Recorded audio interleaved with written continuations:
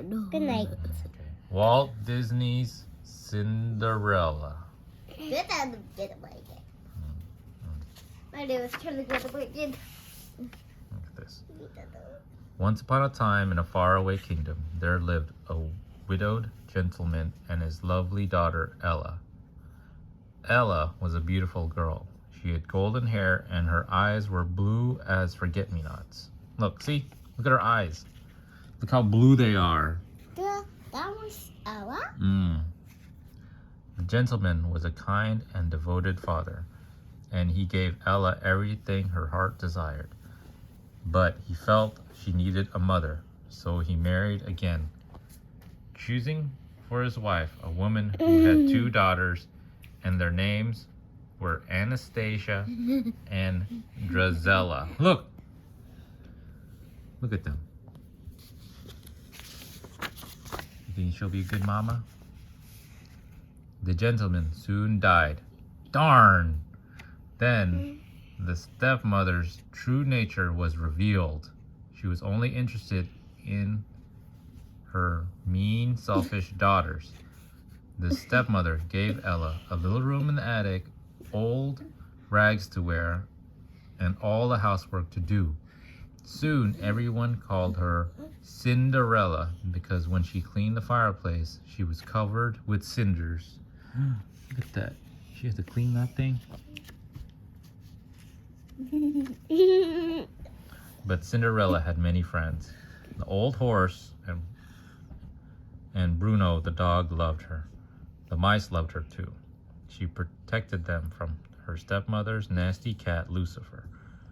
2 of her favorite mice were Gus and Jacques. Cinderella was kind to everyone, even to Lucifer, but Lucifer took advantage of her kindness. Look at that. Look at that meow meow. I do. Lucifer liked to get Cinderella in trouble. One morning, he chased Gus into Anastasia's breakfast tray.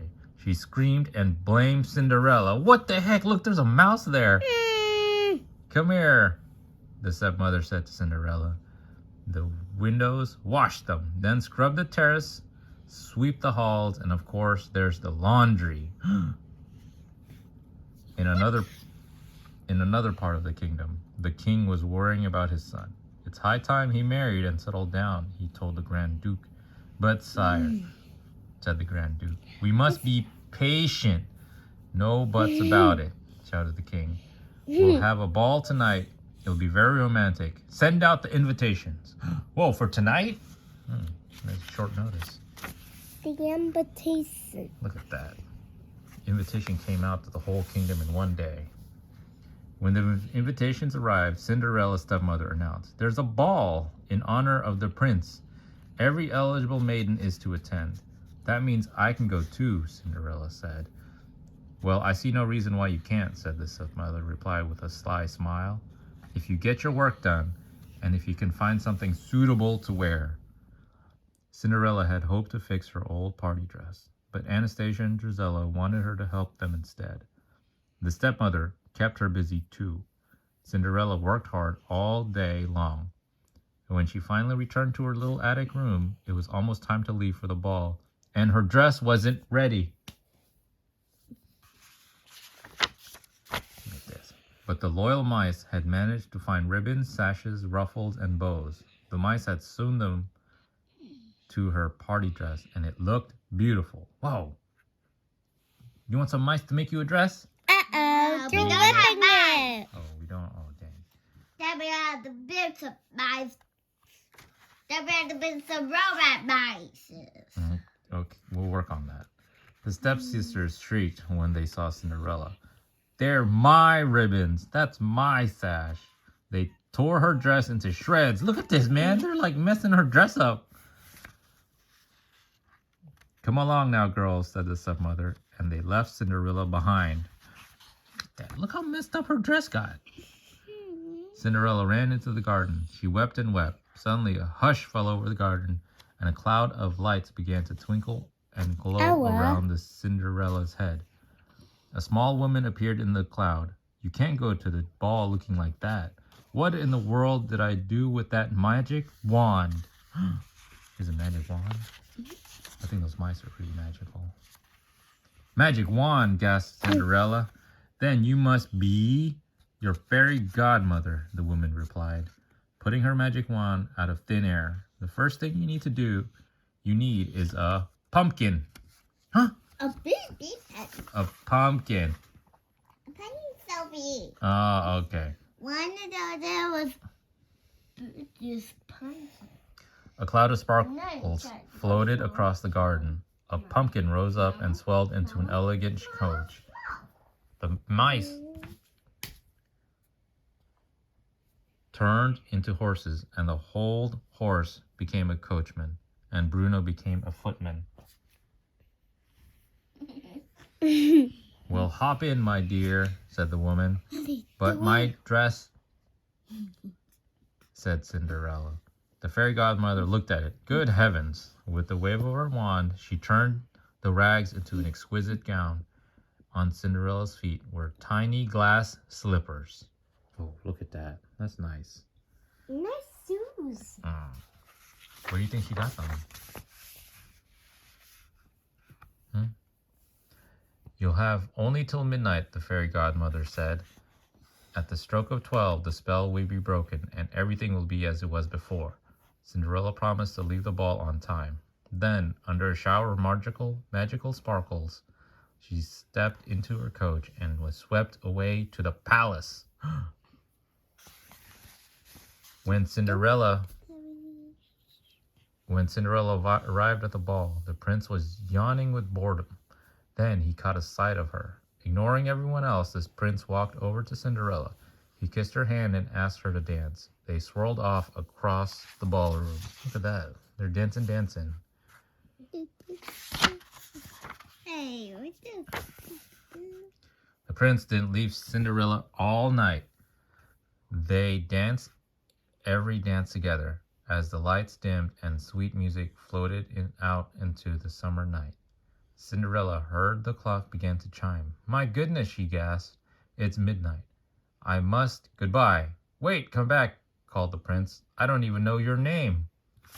Cinderella hurried down the palace steps. In her haste, she lost one of her glass slippers, but she had no time to pick it up. She leaped into the waiting coach. As soon as the coach went through the gates, the magic spell was broken. Cinderella found herself standing by the side of the road, dressed in her old rags. On one foot, she still wore a glass slipper. Oh, her coachman was a horse again, and her footman was Bruno the dog. Her coach was a hollow pumpkin, and her horses were 4 of her mice friends. They looked sadly at Cinderella. They all hurried home. They had to be back before the others returned from the ball.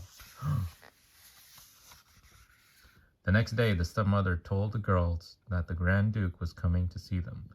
He's been hunting all night for that girl, the one who lost her slipper. That girl shall be the princess's bride. Cinderella smiled and hummed a waltz that had been playing at the ball. The stepmother became suspicious. She locked Cinderella in her room.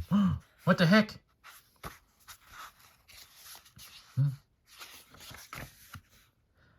Gus and Jock had a plan to help Cinderella, while Anastasia and Drizella tried to squeeze their big feet into the glass slipper. The 2 mice sneaked into the stepmother's pocket. They got a hold of the key, tugged it upstairs, and unlocked the door. Cinderella rushed downstairs to try on the glass slipper. May I try it on? Cinderella asked. The wicked stepmother fumed. She tripped the footman who was holding the glass slipper. It fell to the floor and broke into 1,000 pieces. No. Now what are we going to do? But you see, Cinderella said, reaching into her pocket, I have the other slipper. She put it on, and it fit perfectly. Whoa! I didn't think so much. You can know the slipper. That's probably a security risk. From that moment on, everything was a dream come true. Cinderella went off to the palace with the happy Grand Duke. The prince was overjoyed to see her and so was the king. Cinderella and the prince were soon married. In her happiness, Cinderella didn't forget about her animal friends. They all moved into the castle with her. Whoa, look at that. They moved the horse, the dog, those 2 birds, and the mice. And then the mice is small. Yeah, they moved them in the castle. No, I guess the mice is I told you. Very I nice. guess the mice is so tiny. Mhm. So small. Everyone in the kingdom Everyone- was delighted with the prince's new bride, and Cinderella and the prince lived happily ever after. See? All the way. Very Bye nice. bye. Bye-bye. The end.